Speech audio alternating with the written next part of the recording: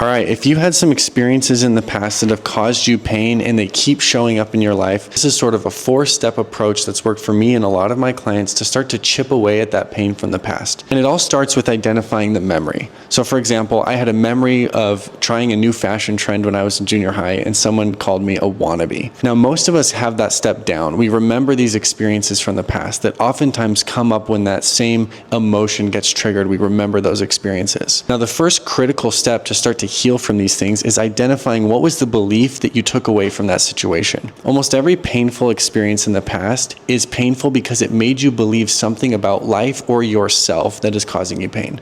So for example, I walked away believing that I don't do things right, I'm a wannabe.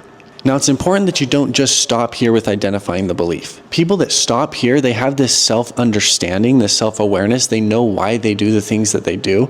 But when they get stuck here, they get stuck in victimhood, which is knowing why they are the way they are, but just continuing to be that way. If we want to continue to heal, we have to move to critical step number 2, which is developing a new belief. For most people, when this old belief was created, you were a much younger, less safe, less wise version of yourself.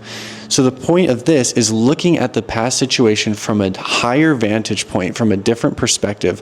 Maybe you have a little bit more brain than you had back then, or maybe you have a little bit more wisdom or perspective. You can look back and create a new belief. In this example, I could believe I'm willing to learn things as I go. I'm not going to get things right the first time, and that's okay. This is a really empowering step that helps people tap into their own understanding and their own knowledge instead of letting someone from their past dictate their life. But if we stop here, then we end up just intellectualizing therapy and we can sound smart or we can sound wise. But if we stay here, we're just going to continue to stay stuck and almost act like we're more healed than we are. We know the thing that we should say or that we should believe, but deep down, we're still feeling like that young wannabe in the hallway of junior high.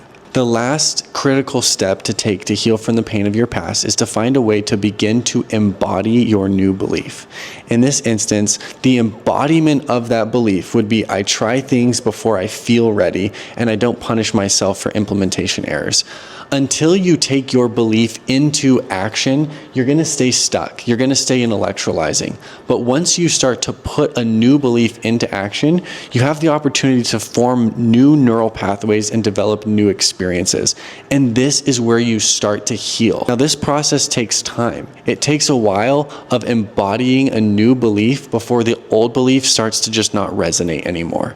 But for those of you who are interested in beginning to heal from the pain of your past, screenshot this. I think this is a pretty solid framework that's helped me and tons of my clients, and I hope it helps you too.